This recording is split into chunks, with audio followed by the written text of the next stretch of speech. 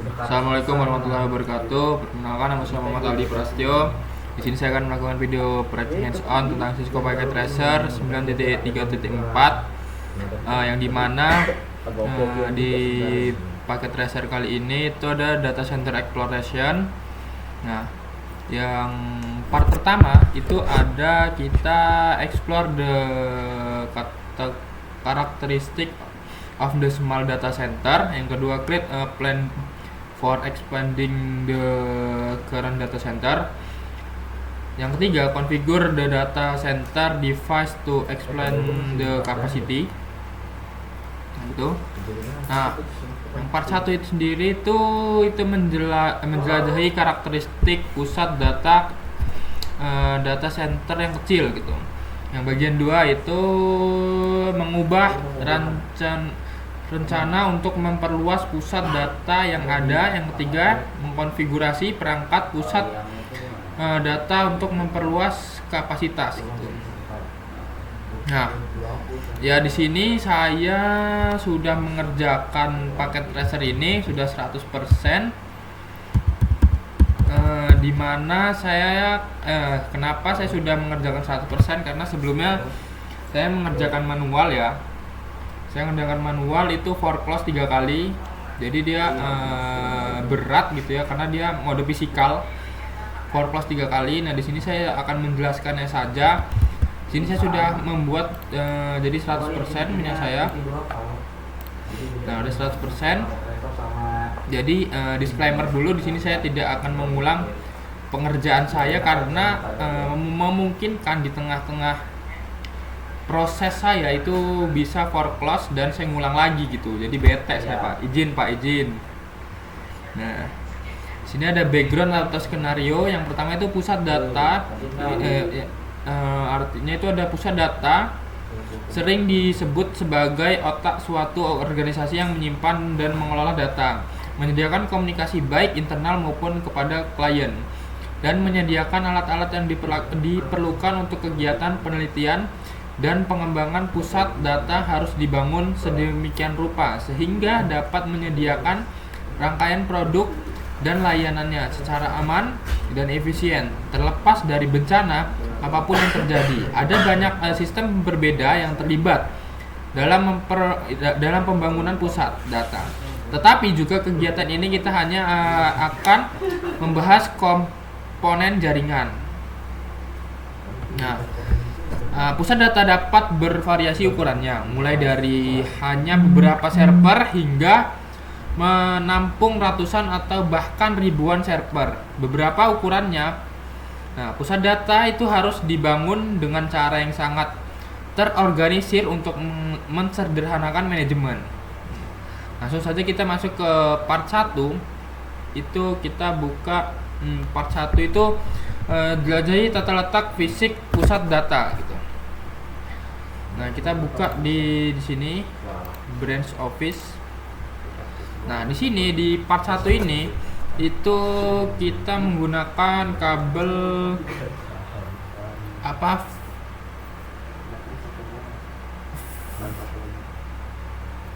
fiber optik yang mengarah ke DC2, DC data center 2A, dan yang satunya ini fiber optik juga, itu multi fiber optik dan mengarah ke data center 1A. Nah, selanjutnya itu router itu di kantor cabang itu menghubungkan port FA02 yang ini nih satunya. Nah, FA02 ke port F205 di DC1A. Nah, demikian pula di edge router itu menghubungkan port FA300 ke port FA500 gitu. Nah, yang B, what the configuration branch of the redundant. Nah, di sini itu kita membuatkan IP root, yaitu IP rootnya punya saya tuh sedemikian hingga gitu sudah saya buat. Saya kalau membuka takut crash, jadi ya udah Saya sebutkan aja IP rootnya itu 172.16.0.255.255.0.0. Nah, terus lalu IP servernya gitu. Selanjutnya itu yang C, how the data center 1 connect the data center 2. Nah, bagaimana data center 1 terhubung ke data center 2? Data center 1 dan data center 2 itu terhubung melalui tautan fiber redundan. Router DC1A itu terhubung ke router DC2A dan router DC1B terhubung ke router DC2B gitu. Sekarang yang D, how are the device in the data center 1 physical operation. Nah, itu bagaimana perangkat di pusat data 1 itu diatur secara fisik. Nah, perangkat diatur dengan cara sangat logis ke dalam rak redundan, sehingga jika ada rak yang gagal, tahu rak redundan dapat mengkompensasinya. Salah satu fitur desain utama dari pusat data adalah standarisasi tata letak peralatan. Nah, sehingga kita ini memiliki fleksibilitas dan tidak dibatasi oleh tata letak peralatan gitu. Yang E, data center 2 rekrutmen data center 1. Nah, apakah tata letak peralatan data center 2 ini itu berbeda dari pusat data center 1 gitu? Tidak, karena data center 2 itu mengikuti prinsip yang sama dengan pusat data center 1 gitu. Data center 1 untuk tata letaknya, peralatannya juga sama. Terus why the physical organization? Mengapa organisasi fisik perangkat pusat data ini penting? Tata letak perangkat ini fisik redundan yang jelas dan konsisten, membantu fleksibilitas pemecahan masalah dan manajemen pusat data. Desain peralatan yang logis itu mencegah tata letak peralatan itu membatasi kegunaan di efisiensi data pusat gitu. Yang ke part kedua itu bagaimana Nah, penamaan perangkat di pusat di data center itu ini berdasarkan lokasi fisik dan fungsinya gitu. Nah, yang B, how do the device address in the data center. Nah, pengalamatan perangkat secara logis ini berdasarkan pada lokasi fisik. Misalnya itu server di rak 1 sampai 4 memiliki nomor rak dan posisi sebagai bagian dari alamat IP itu, sehingga lokasi server dapat dengan mudah diidentifikasi. Contohnya kayak 172.16.12.1. Nah, itu mengidentifikasi server di rak 1 dan posisi 2 gitu. Nah, selanjutnya itu ada yang C, wide numbering address sudah. Ini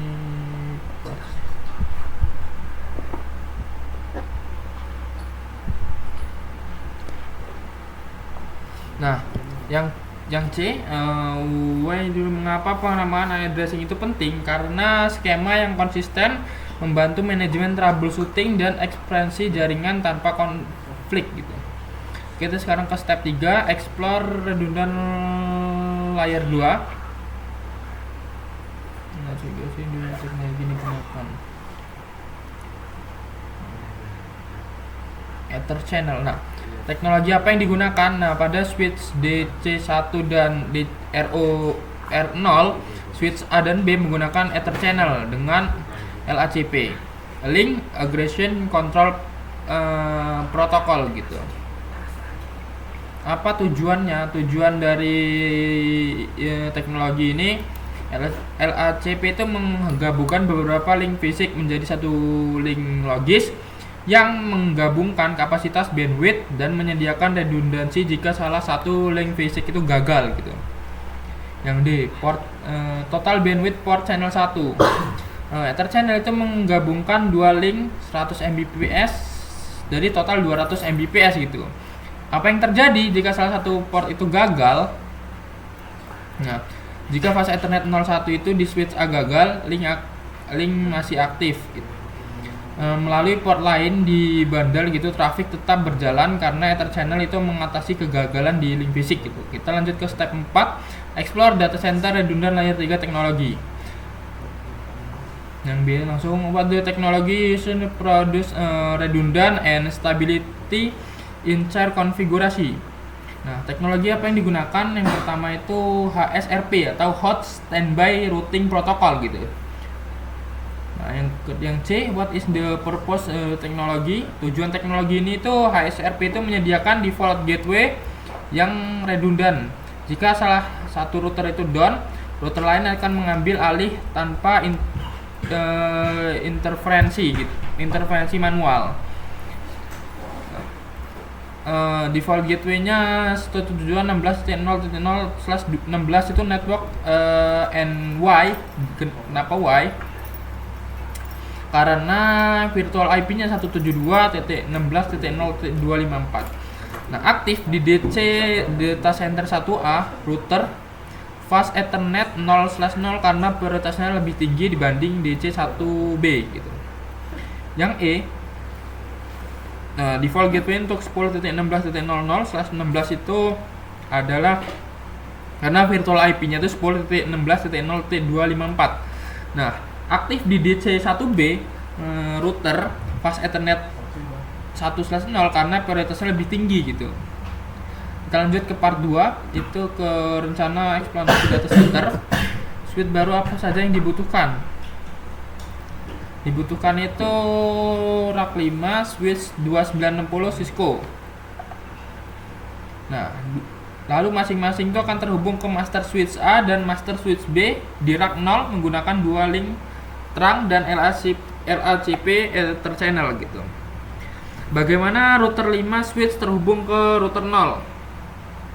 DC 15 itu switch fast Ethernet 01 itu ke DC data center 1 master switch A fast Ethernet 0/23 gitu.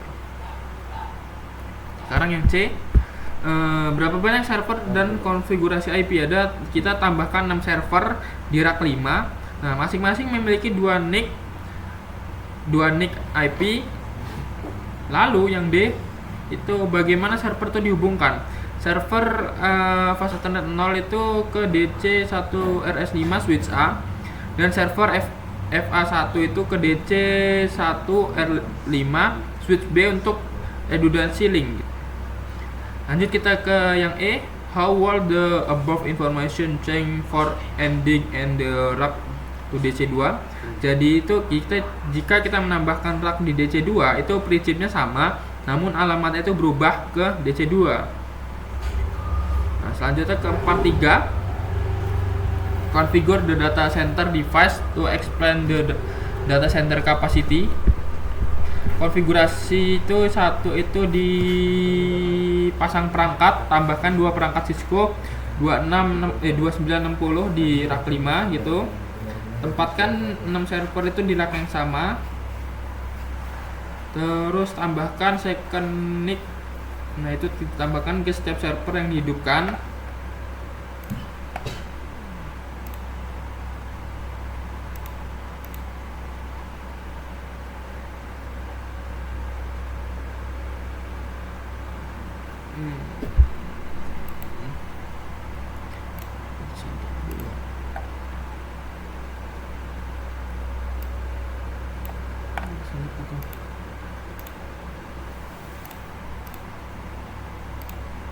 Nah, ini di sini ya di data center 1.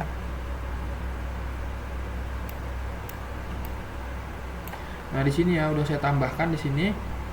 Udah saya sesuai dengan perintahnya, udah saya kerjakan tadi. Nah, lalu ke step 2 itu kita display namanya tuh jadi rack 5, ini dari rack 5. Oke, step 2 itu configure IP addressing. Nah, set IP itu di fast Ethernet 0 sesuai dengan subnet 172.16/berapa dan /16 gitu. Lalu yang kedua itu set IP fast Ethernet 1 sesuai dengan subnet yaitu 10.16.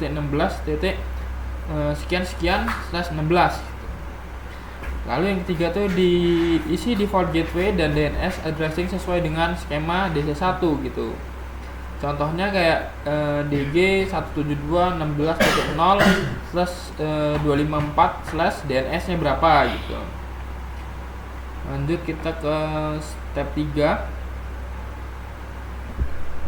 Configure the display name, configure the display name and host name for the switch in the rack 5. Pertama itu namanya itu kita ganti di display DC1 rack 5 switch A, host name-nya DC1. Nah, ini udah kita ganti. Lalu yang step 4 itu koneksikan kabel. Nah, yang server fast Ethernet 0 ke switch A itu fast Ethernet 0/24 sampai 23 gitu. /13 sampai 23. Lalu yang kedua itu server FA01 ke switch B itu masuk ke port fast Ethernet 0/13 sampai 23 juga ke switch B ya. Lalu di switch A itu master switch atau fast Ethernet 0/1 ke fast Ethernet 0/23 dan fast Ethernet 0/2 ke fast Ethernet 0/24 ke switch B, yaitu master switch B itu fast Ethernet 01 ke fast Ethernet 023 dan fast Ethernet 02 ke fast Ethernet 024 gitu. Lalu ke step 5 itu mengkonfigurasi LACP, itu kita gunakan interface range 0/ fast Ethernet 0/1 ke fast Ethernet 02. Lalu kita ketikkan saja kayak biasa sweet port mode terang, lalu sweet port terang native VLAN 99, lalu channel grupnya kita namain apa, lalu kita no shutdown aja kayak biasa gitu. Oke. Selanjutnya udah sih cukup seperti itu. Nah, di sini ada pertanyaan yang di bawah sendiri. Itu pertanyaannya pertanyaan refleksi ya. What is a data center? What is a data center? Pusat data center adalah fasilitas fisik tempat komputer perusahaan, jaringan, penyimpanan, dan peralatan TI lainnya yang mendukung operasional bisnis berada gitu. Yang kedua, what is benefit does the data center gitu. Benefitnya itu dapat mengkondisikan sumber daya IT sehingga memungkinkan manajemen terpusat, optimasi, dan pemanfaatan sumber daya secara maksimal gitu. Yang ketiga, why the redundant import the data center, yaitu mengapa redundansi penting dalam data center. Nah, karena redundansi itu digunakan untuk menghilangkan titik kegagalan tunggal dan semaksimalnya waktu aktif pusat data gitu. Yang keempat, was the element the data center serve the internet. Nah, elemen apa saja dalam pusat data yang harus menerapkan redundansi? Semua komponen dalam data pusat itu harus menerapkan prinsip desain redundansi. Server dan perangkat TI harus menerapkan komponen redundansi seperti satu daya, hard disk, drive, dan memori gitu. Yang kelima, pertanyaan terakhir, what is the improvement the channel Ether channel? Apa pentingnya Ether channel dalam lingkungan pusat data center gitu? Ether channel itu memungkinkan beberapa tautan fisik diperlukan sebagai salah satu saluran dan diperlakukan sebagai satu intensif STP. Nah, sehingga menggabungkan bandwidth mereka ini juga dapat menyediakan redundansi sehingga jika ada satu tautan dalam bundle Ether channel gagal, yang lain akan tetap aktif gitu. Oke, cukup sekian praktik hands on dari saya. Kurang lebihnya mohon maaf apabila ada kekurangan dan kesalahan, saya mohon ampun kepada Allah. Jadi wassalamualaikum warahmatullahi wabarakatuh.